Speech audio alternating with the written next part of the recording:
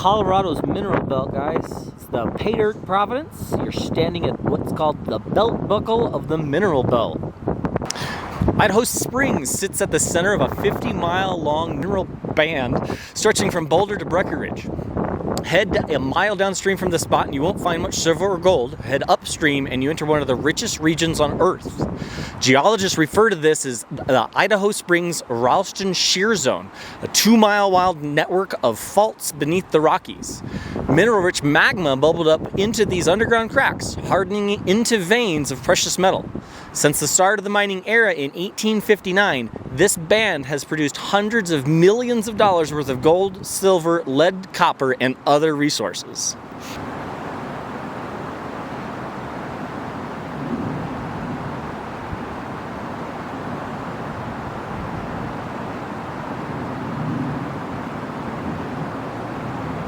The Twin Tunnels. Underachievement. The Twin Tunnels eased Interstate 70 through the first of many obstacles in the Rockies.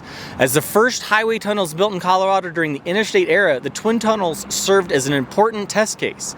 They demonstrated the limitations and possibilities of tunnel construction, an essential milestone in the building of a 4-lane divided highway through the Rockies' challenging terrain.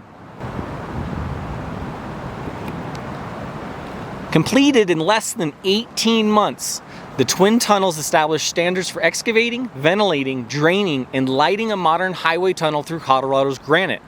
The model set a strong precedent for the I-70 tunnels that followed, including the Eisenhower Tunnel in 1973, the Johnson Tunnel in 1979, and Western Slope tunnels in Glenwood Canyon in 1992, as well as the DeBach Canyon in 1986. The GEM power plant. Let there be light. The rapids right in front of you drove the turbines of the GEM power plant. One of the first hydroelectric plants in the Rockies, the GEM was built in 1901 to supply voltage to mines near Idaho Springs. Within a few years, its power lines served all of Idaho Springs, and by 1910, the GEM's current flowed into a countrywide network that stretched as far upstream as Silver Plume. This network constituted an important building block in the creation of an integrated electrical grid serving all of Colorado. Denver-based public service companies swallowed up the GEM property and 4 other Clear Creek County hydropower plants in 1924, joining the mountains, generating capacity with the growing demand of Front Range cities. So the GEM was literally stood at this spot for several decades from 1901 on. It was literally right here in this corner. Let's take a look around. That's a nice pan of what this river looks like. This is a really beautiful spot. People come fly fishing here all the time. It's definitely one of those spots. Don't forget to make sure that you do have a fishing license and aren't fishing without one.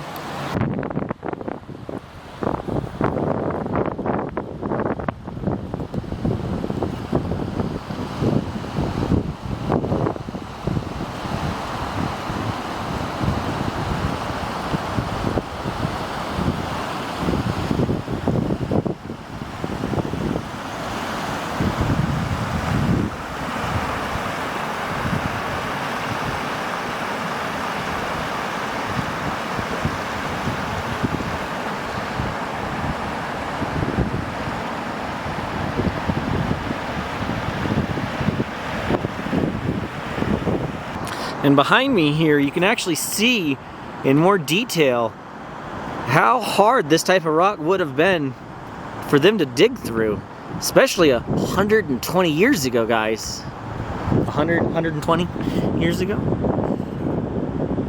Now, to give you an idea of truly the massive size of this mountain, I'm gonna go ahead and walk over towards, I gotta move the camera out of the bike path. Walk over towards the mountain here and give you guys an idea of really just how massive this hill is. So here I am, and I'm maybe 6 feet from the camera, and I'm 6 foot tall, guys. So let's see what I look like next to the hillside.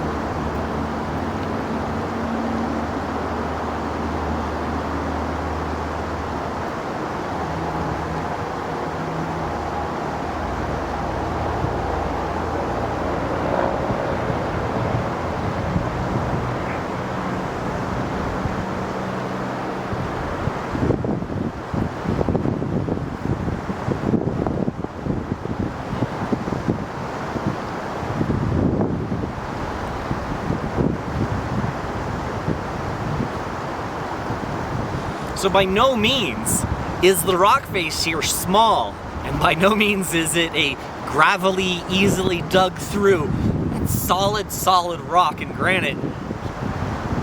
I don't wish that on anybody. Even today, that stuff's difficult to cut through. Can't imagine the struggles that they went through trying to do it with the tunnel. Let's go get a close-up of the tunnel.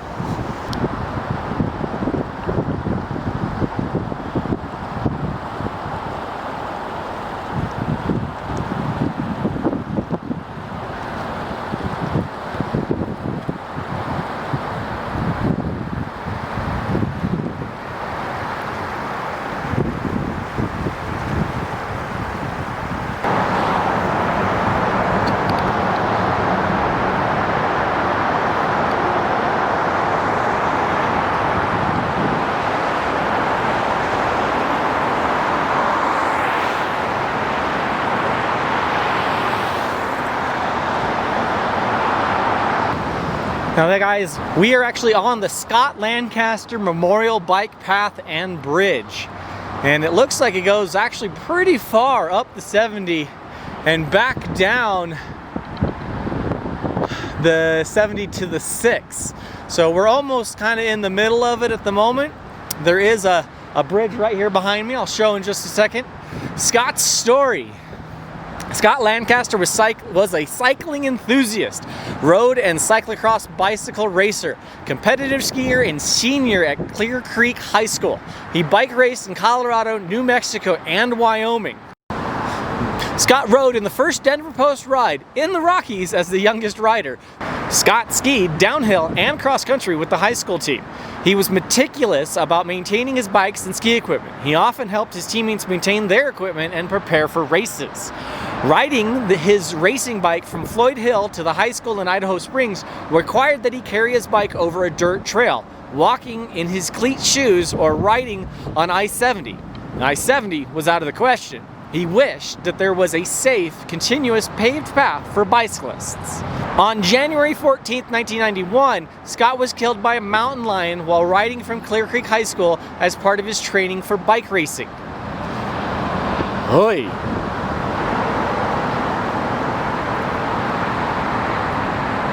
Scott's classmates and friends conceived the idea to provide a paved bike path from Floyd Hill to the west side of Idaho Springs using the historic railroad grade in Scott's memory. Their persistence convinced a multitude of volunteers to support and build this path. The effort included the school district, local, county, and state government entities, national, foreign, and private businesses and nonprofits, as well as many private individuals. In the fall of 1993, a 3-mile bicycle path and a wooden bridge crossing Clear Creek, the Scott Lancaster Memorial Bike Path and Bridge, were completed. In 1994, 2 miles were added to complete the 5-mile bike path that is here today. Scott deserves more than our simply mourning his loss. Clear Creek High School class of '91. Friends and relatives, public entities, and businesses donated $400,000 plus in materials and in-kind services. The community donated countless hours clearing and building the path, 2,000 plus man-hours, handcrafted the bridge. The project received the attention of Colorado State University civil engineering professor Richard Gutkowski and Swiss engineer Julius Nader. Naderer? In partnership with Scott's community and CSU staff and students, Mr. Nader designed a bridge that could cross Clear Creek and be economically built by volunteers. The bridge Mr. Nader designed is the only one using this construction method in the United States of America and only the second in the world. The other is in Lucerne, Switzerland. Don't pull out the nails because we don't actually know which one is holding it up. The bridge is 76 feet long and 8 feet wide. Individually debarked long pole pines are as long as 40 feet and up to 16 inches in diameter. Known as a Howard Truss configuration, it utilizes special engineering plates to join bridge components.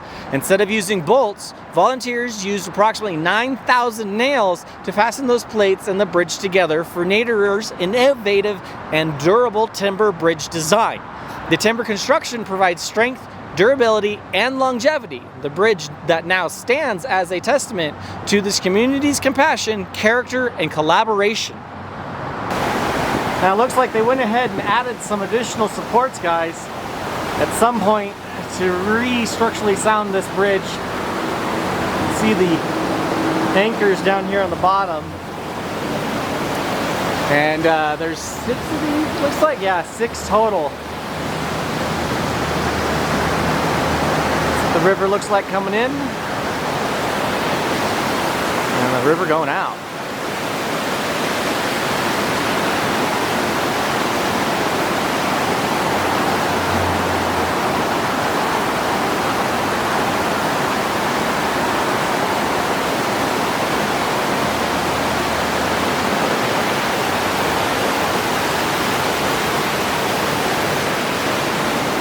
Really sweet looking bridge though, I gotta say.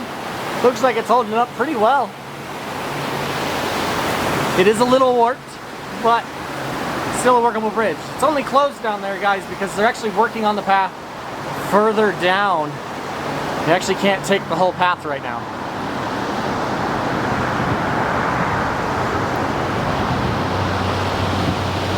You know, I really gotta say, guys, that this mountain right in front of me really, truly is just massive. Right down in the middle of it. So cool. So cool.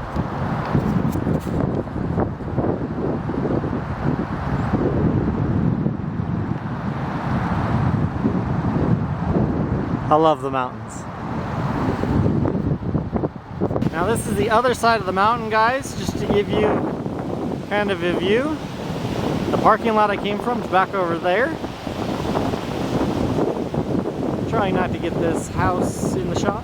I'm not sure if someone actually just lives there or if it's a park ranger station. We've got the river, of course, directly below us.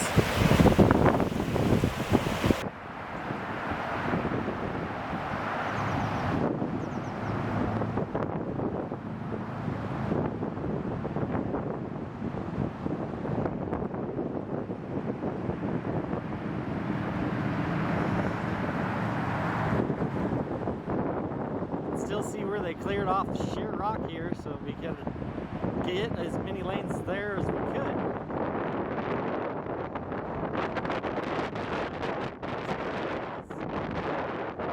You can see literally how massive that wall is.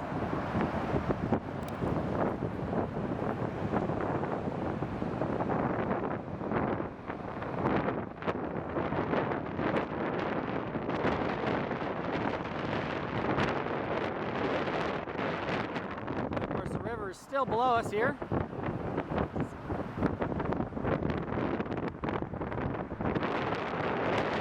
You know, I wanted to also quickly add how fascinated I am to see how angled the rocks are here coming up out of the ground as the tectonic plates collided here in the Rocky Mountains. This is really cool.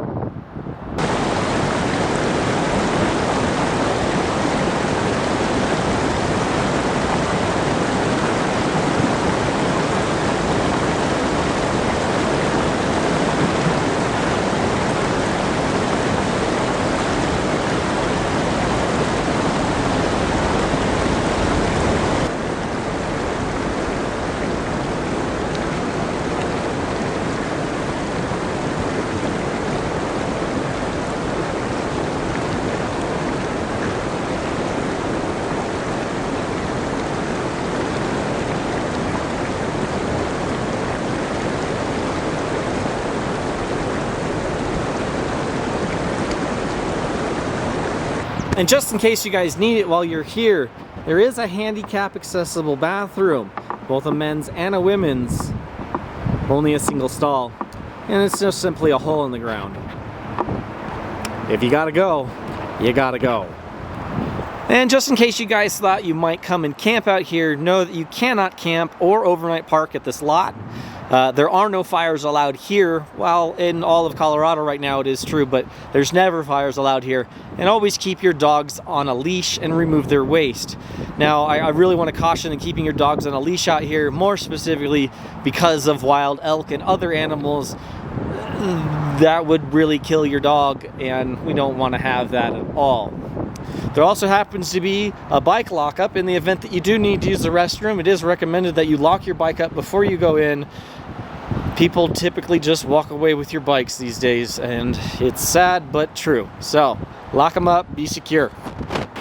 Alright guys, as always, I am Venture Nerd. Thanks for joining me here at the Belt Buckle. I will catch you guys outside.